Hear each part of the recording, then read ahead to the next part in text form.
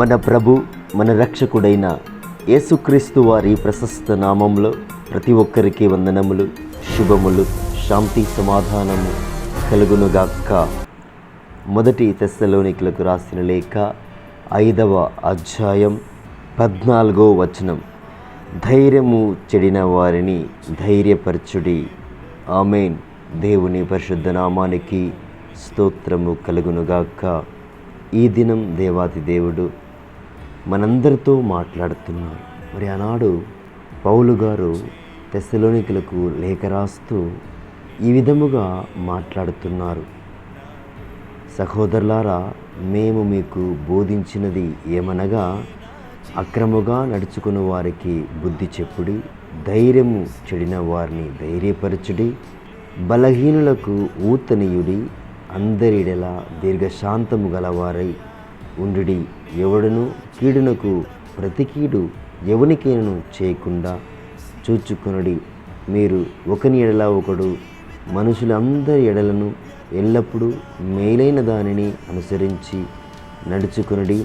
ఎల్లప్పుడూ సంతోషముగా ఉండుడి. ఎడతెగక ప్రార్థన చేయుడి. ప్రతి విషయమందును కృతజ్ఞతాస్తుతులు చెల్లించుడి. ఇలాగును చేయుట యేసుక్రీస్తునందు మీ విషయంలో దేవుని చిత్తము. ఆమేన్. దేవునికి స్తుతి కలుగునుగాక. ఈ దినం మనందరితో మాట్లాడుతున్నారు. ఎవరైతే ధైర్యాన్ని విడిచిపెడుతున్నారో, ధైర్యాన్ని కోల్పోతున్నారో, విశ్వాసాన్ని కోల్పోతున్నారో, క్రీస్తులో ఏకమై ఉండి వారికి వస్తున్న కష్టము, దుఃఖము వలన శోధనలో పడిపోయి క్రీస్తులో ఉండకుండా వేరే మార్గంలో పయనించడానికి ఆలోచన చేస్తున్నారో, ఇక్కడ అందరికీ దేవుడు ఈ దినం మాట్లాడుతూ అందరికీ ఈ యొక్క మాటను చెప్తున్నారు. ఎవరైతే ధైర్యాన్ని విడిచిపెడుతున్నారు, కోల్పోతున్నారు, వారిని ధైర్యంగా ఉండమని, ధైర్యంగా ఎదుర్కొనమని ఈ దినం దేవుడు మనతో మాట్లాడుతున్నాడు. దేవునికి స్తోత్రం కలుగాక. మరి ఇక్కడ అందరితో సమాధానంగా ఉండమన్నాడు, అందరితో ప్రేమ కలిగి ఉండమన్నాడు, మరి ఎల్లప్పుడూ ప్రార్థించమన్నాడు. మరి ఈ మధ్యకాలంలో ఒక సహోదరి మరి తనకు వచ్చిన ఒక వ్యాధి ద్వారా, ఒక రోగము ద్వారా మరి ఇంట్లో కానీ బయట కానీ ఆ రోగాన్ని చూస్తూ తన్ని నిందిస్తున్నారు, తన్ని అవమానపరుస్తున్నారు, తన్ని హేళన చేస్తున్నారు. నీవు నమ్ముకున్న దేవుడు ఇంతవరకు కూడా నిన్ను స్వస్థపరచలేదు అని ఒక హేళనకరమైన మాట ద్వారా తన్ని ఇబ్బంది పెడుతున్నారు. తను దేవుళ్ళో ఎదగాలని, దేవుడే నాకు స్వస్థపరుస్తాడని, దేవుడే నాకు అండగా ఉన్నాడని, దేవుడే నాకు రక్షకుడని, దేవుడే నన్ను బలపరుస్తాడని ఎంతో విశ్వాసంతో ఉన్న ఆ యొక్క సహోదరి మరి కొద్ది కాలముగా అనేకులు తన యొక్క విశ్వాసాన్ని వెనక్కి లాగుతున్నారు. నీ వల్ల కాదు, నీవు స్వస్థత పొందుకోలేవు, నీకు ఆరోగ్యము రాదు అని తన యొక్క ధైర్యాన్ని చెడిపేస్తున్నారు. ధైర్యాన్ని కోల్పోయే విధంగా చుట్టుపక్కల ఉన్న వారందరూ కూడా తన్ని మాట్లాడుతూ వేదన పెడుతుండగా మరి ఆ సహోదరి మరి ఒకరోజు నాకు ఫోన్ చేసి మాట్లాడడం జరిగింది.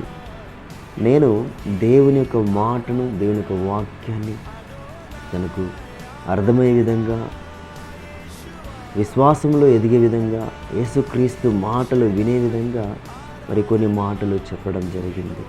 ఆ సహోదరి ఎంతగానో దుఃఖిస్తూ వేదన పడుతూ సొంత వారే నిందిస్తున్నారు, ధైర్యాన్ని కోల్పోయే విధంగా మాట్లాడుతున్నారు. నేను మరి చనిపోతానేమో, చనిపోతే బాగుంటుందేమో, ఈ యొక్క రోగము, ఈ యొక్క బాధ నా వల్ల భరించలేకపోతున్నానని ఎంతగానో వేదనతో మరి దుఃఖముతో మరి ఆ యొక్క సహోదరి మాట్లాడినప్పుడు మరి దేవుని మాటలు, ఎందుకంటే యేసుక్రీస్తు ప్రభు వారు చెప్పిన మాటలను మనము వారికి అర్థమయ్యే విధంగా, అందులో ఉన్న సత్యాన్ని, అందులో ఉన్న మర్మాన్ని మనము తెలియజేయగలిగితే గొప్ప రక్షణ అనేది కలుగుతుందని విశ్వాసంతో నమ్మి దేవుని మాటలు తనకు చెప్పడం, తను ఎంతగానో ధైర్యాన్ని తెచ్చుకుని మరలా విశ్వాసాన్ని పెంచుకుంది. ఇక్కడ దేవుని వాక్యం కూడా సెలవిస్తుంది మనకి, ఎవరైతే ధైర్యాన్ని కోల్పోతున్నారో వారికి ధైర్యాన్ని ఇవ్వమని చెప్తుంది. ఆ ధైర్యం ఎలా వస్తుందంటే యేసుక్రీస్తు ప్రభువారి నామంలోనే వస్తుంది. యేసు రక్తం జయమనడంలోనే మనకి ధైర్యం వస్తుంది.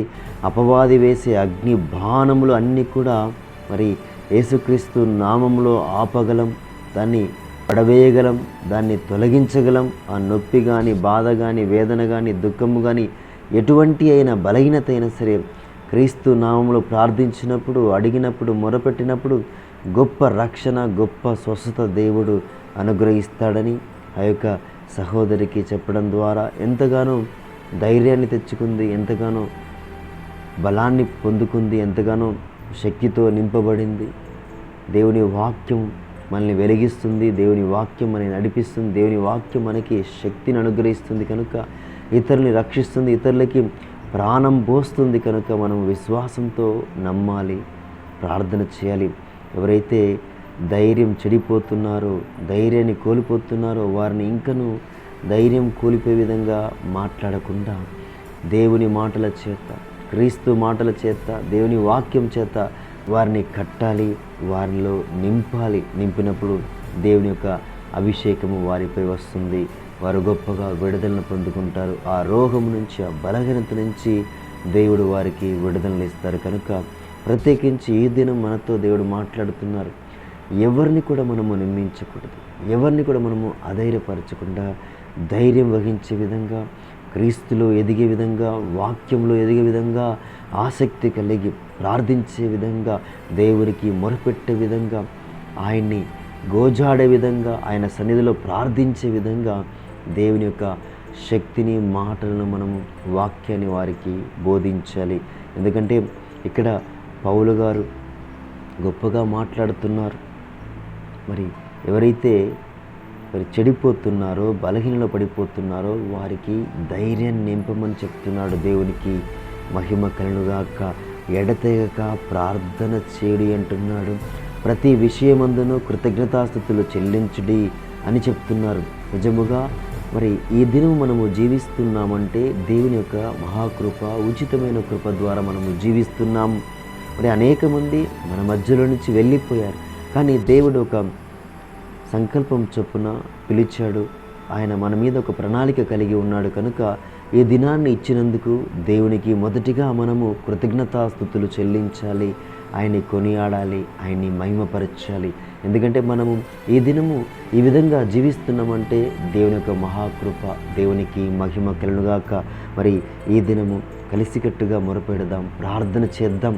ఎవరిని కూడా మనము మరి తప్పు భావనతో, తప్పు ఆలోచనతో, తప్పు మార్గంలో నడిపించకుండా వారికి ధైర్యాన్ని ఇచ్చే విధంగా క్రీస్తు మాటలను బోధిస్తూ ఆయన మార్గంలో నడిపించే బిడ్డలుగా మనమందరం కూడా కలిసికట్టుగా ప్రార్థన చేయాలి.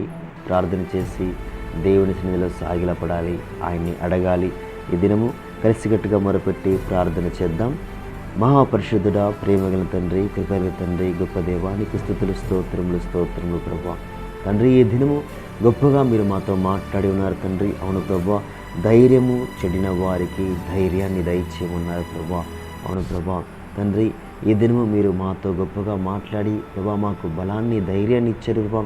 అదేవిధంగా ఏ సహోదరి గురించి అయితే మేము తండ్రి మరి ప్రభువా మాట్లాడుకున్నాము తండ్రి, ఆ సహోదరికి ప్రభువా మీరు ధైర్యాన్ని ఇస్తున్నారని, మీరు ఆ యొక్క సహోదరి రోగాన్ని తొలగించి ప్రభువా మీరు స్వస్థపరుస్తున్నారని మేము విశ్వాసంతో నమ్ముచున్నాం తండ్రి.